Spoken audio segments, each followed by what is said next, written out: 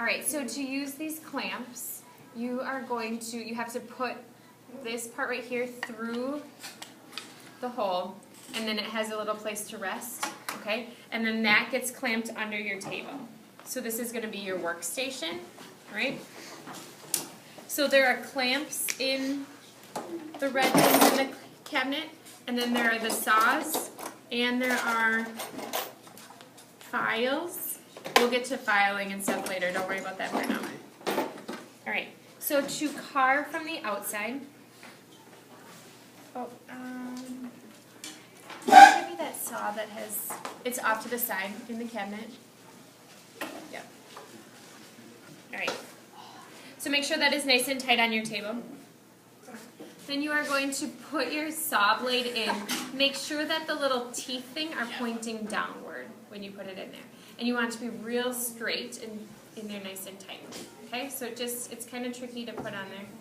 And these break super easy, so we're going to try to be as careful with them as we can. But if it breaks, it breaks. I do have a whole bunch of them, but not enough for everybody to break like 10 of them. Okay? So, when you have your piece drawn onto your metal, you can decide if you want to cut from the outside first or if you want to drill in and cut from the inside. I'm going to show you cutting from the outside. So you're going to lay your project down on the table. Actually, come closer so you can see it. You're going to hold it over this notch inside of your wooden clamp that you have down here. You need to cut straight up and down. All right? So your blade is always going to be going up and down. You're not putting any force behind what you're doing. And also don't try to cut way too much at one time, because if you get stuck in like where you're in a really long line of cutting, your blade will break. Okay? So cut a little bit and then maybe go back from the outside and cut that section out.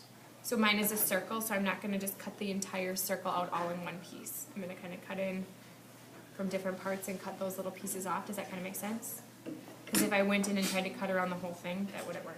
So I'm going to cut straight in. I'm going to go back in where I started before. But when you start, if you just kind of do a couple little notches on the end of it, then it'll be easier to start. Yep. Don't you have to put your safety glasses on? Yes, you need your safety glasses on.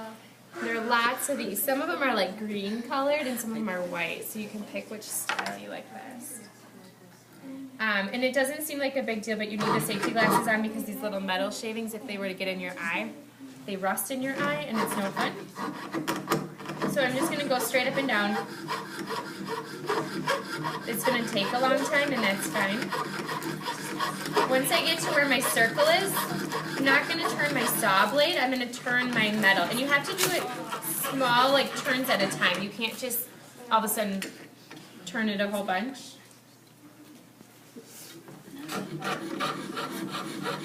So I'm turning the metal and not the saw. Does that make sense? And you're always going to do just small up and down with your saw and not pushing. Make sense? All right.